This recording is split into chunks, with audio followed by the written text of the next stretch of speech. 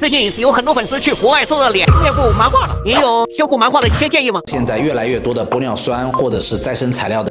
导致的面部蛮化，也有以前一些不明注射物的面部蛮化的情况。首先我们要诊断它是什么类型的蛮化，如果是因为玻尿酸或者是可降解材料，首先要把材料进行溶解以后，中下面部打薄。如果说它是有活性材料